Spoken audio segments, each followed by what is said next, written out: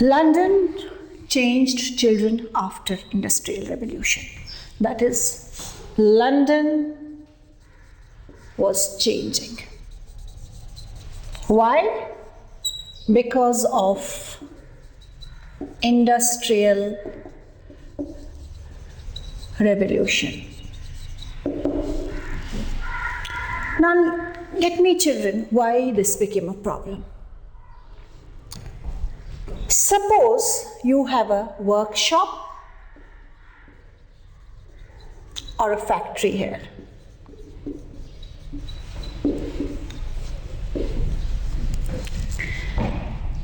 Now, owner of this workshop only gives employment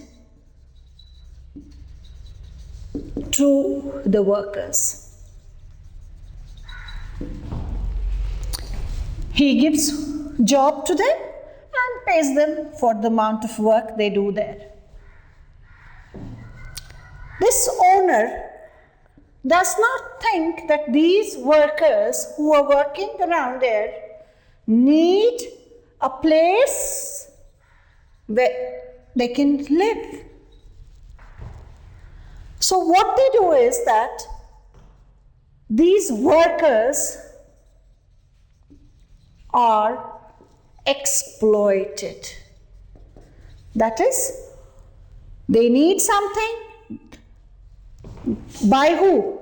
Now this is your factory, children, and here you have a land. Obviously, suppose this is land. These landowners, they understand. They say, yes, this person, owner, is only giving them job. So my land, which is surrounding this factory, will be used. That is, he thinks on his own lines and starts making multi-storied structures around this workshop. That is, and these are known as tenements.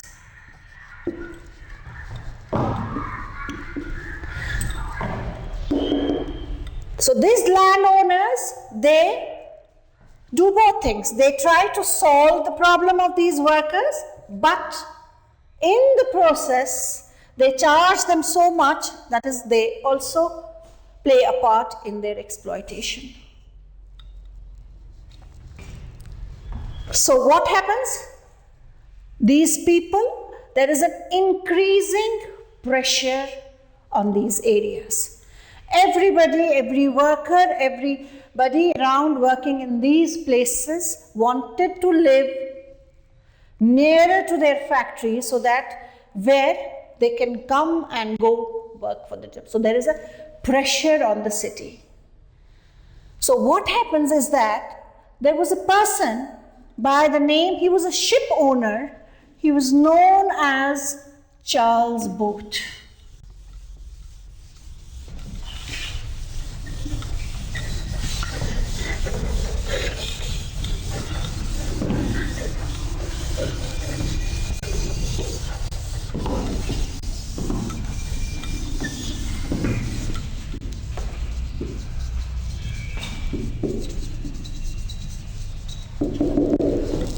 Charles Booth, in 1887, he conducts a survey, and in that survey, he finds that 1/5 of people living in London were poor. And he even said that average age of these workers or these people living there was 29 years, whereas elsewhere it was 55 years. So imagine under what pressure these people lived. So He said that he calculated in order to house poorest citizens or poorest people of London, you required 4 lakh houses. So, 4 lakh houses were needed to solve these problems. So, what was condition? Oh, no, sorry. What was reaction of rich people? Rich people, they came out with the idea, oh, these slums should be cleared away. But then later, they thought it is better to provide houses for the poor. What were the reasons? They thought they were showing concern because they thought these slums which were getting erected day in and day out in these cities, they were threat to public health. And these poor housing might attribute to fire hazards or fear of social disorder. So their concerns were primary for themselves, that is, they were threat to public health, then fire hazards, and lastly they thought people might turn rebellious. So these were their concerns.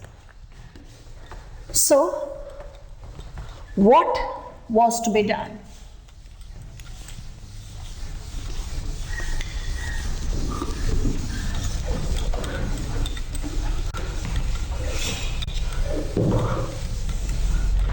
So, mass housing plans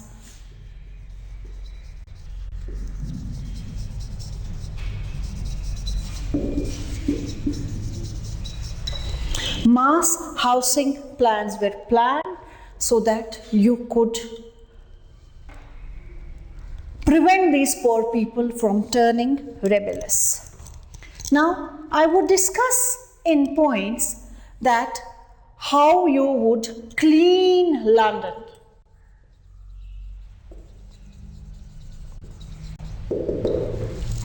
Cleaning London.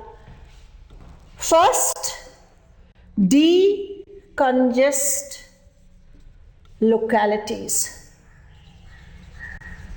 That is, where you had overcrowded places, you got to decongest them, remove them or place them separately, whatever, give them houses separately. Then, second is green the open spaces. Wherever you have open fields, grow grass, trees. Then reduce pollution and landscape the cities. So these were the 4 ways in which you could help in cleaning the London. Then there was another way where you could better these cities was that they introduced the concept of rent control system. Rent control was used so that you could erase the impact of housing shortage. That is, you could erase the impact of housing shortage. Then what happened is that there started the concepts of green belt of London, wherein they thought that where they could bridge the difference between the city and the countryside.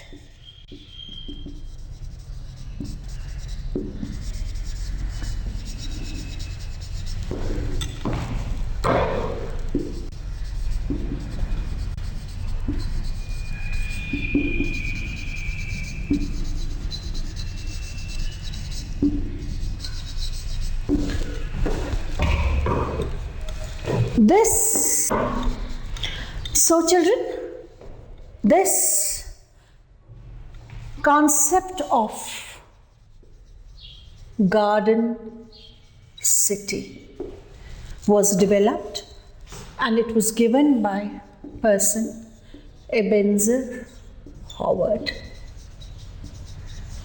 whereby your place where you would live, where you would have work, would be a place. This concept was that it would be a place which would be full of plants, full of trees, a place where people would live and work, and a place by virtue of which you would be able to produce better quality citizens.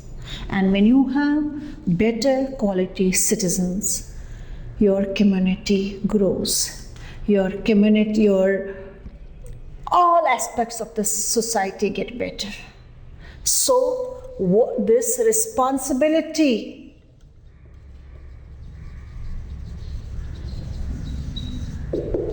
of housing was taken over by the British government.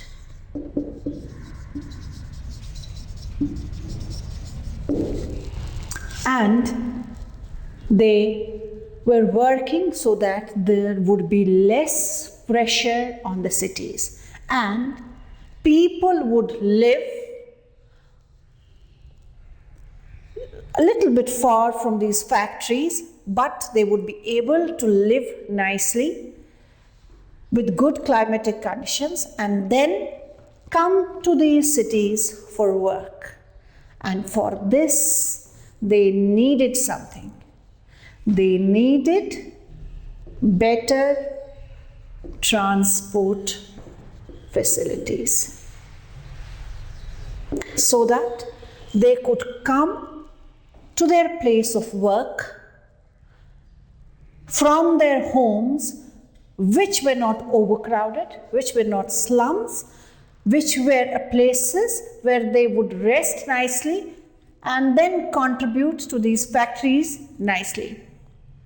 For that, it was thought that development of transport would be necessary. So, housing crisis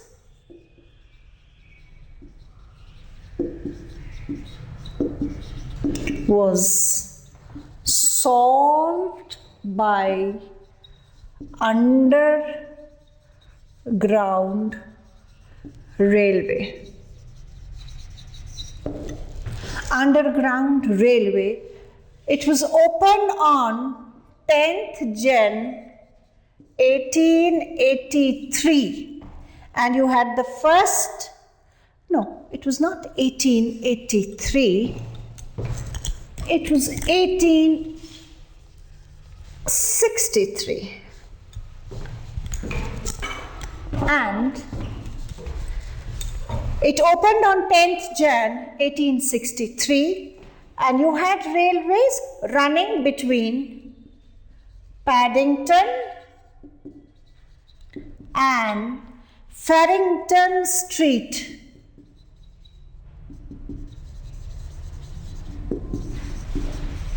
So, see children, how you are developing, how you are moving. You have a housing problem, you know what is your requirement, and then you devise, you plan, you see what we have to do about.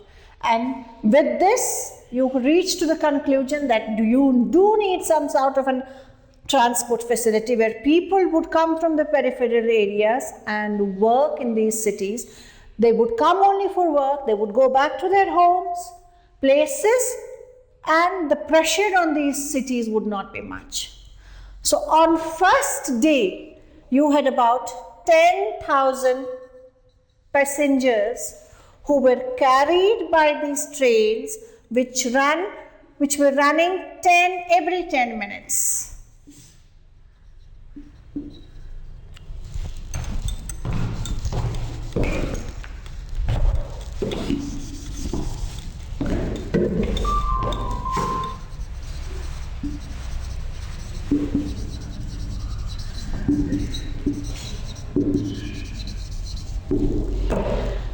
Then, in your textbook, you will find two stories. One is a newspaper report, and other is what Charles Dickens wrote in 1848.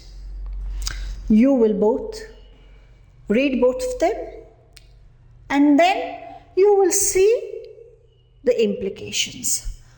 How people were first fearing these underground railway. They were afraid. They thought it was creating havoc everywhere. They thought it was polluting the environment. They called them monsters. But eventually, they recognized its necessity. And this underground railway, it becomes huge success as people understood that it was enabling the people to live outside London and then travel to work.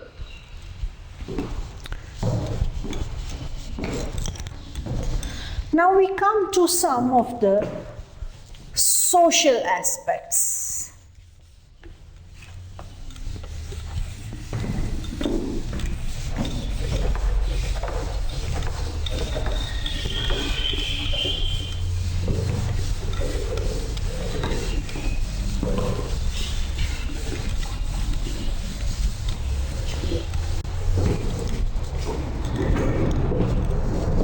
That is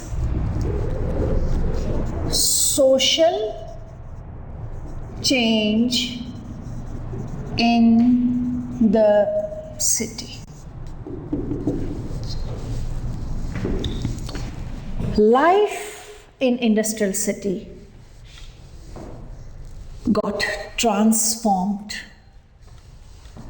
People had money, people were moving out of their houses to work. So your life in industrial setup transformed your social life too. Earlier, family jo thi, that was the unit of production and consumption. And this, within the family, you would take political decisions too. Now, in the working class institutions of marriage started to break down. Your life was made easier because you did have domestic helpers, domestic maids, and women or of the family would go to work. There was eruption of a new spirit of individualism.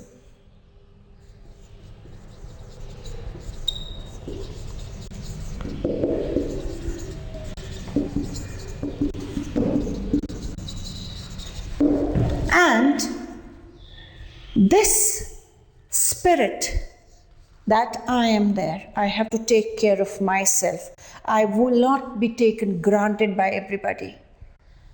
It began to erupt, and we were seeing a freedom from collective values. That is,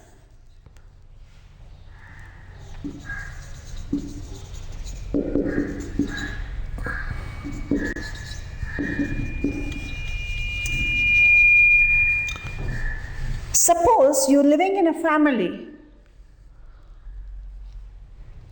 wherein you have your mother-in-law, your father-in-law, the daughter-in-law moves out, she works. Earlier, she would be round the clock in the house, but her moving out of the house brought a change in herself also, and even the change in the other family members. They had to adjust according to her sometimes. She would not be available at that time. She would not be able to attend to the chores of the households at particular time. She would be changing her patterns of life. So all these were changes. They were accepted, sometimes gracefully, and sometimes you had problems. Sometimes the family would carry on. Sometimes there would be a breakup. So, collective values, unse freedom aane laga. And then another factor is technology. That is, due to technological advances, at that time, I'm talking about 1850s,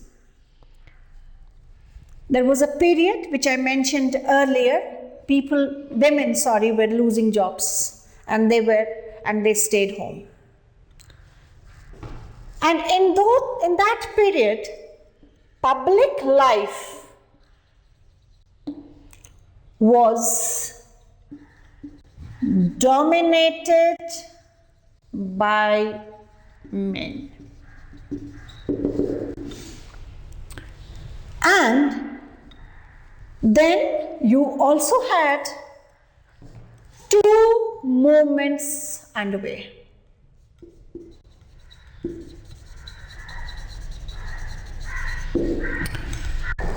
A movement which was demanding vote for all adult males, and 10-hour movement. That is, your working time in the factories should not be 14 hours or 16 hours as it was in some of them, but it should be curtailed to 10-hour movement.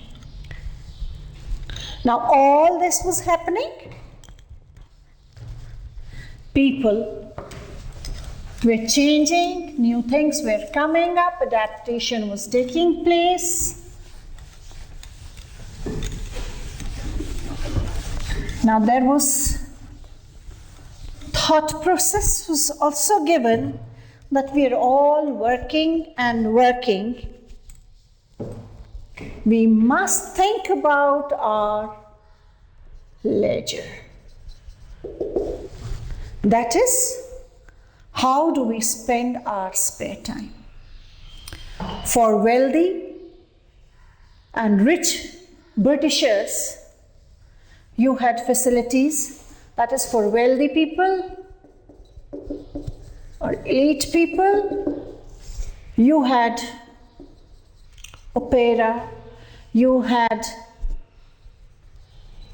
theatre, you had classical music, you had other performances. For working class, a drink in the pubs,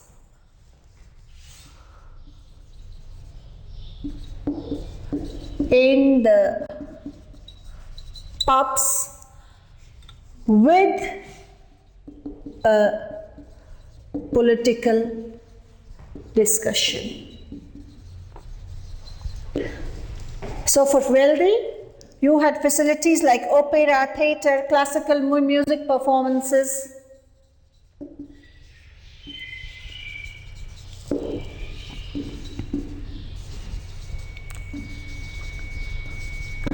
And for working class, a drink in the pubs with a political discussion. Then, as time went by, people amused themselves by visiting libraries, art galleries, museums, visit to music halls, and we found number of people visiting these places was increasing. And industrial working class, they were encouraged to spend their holidays by the sea.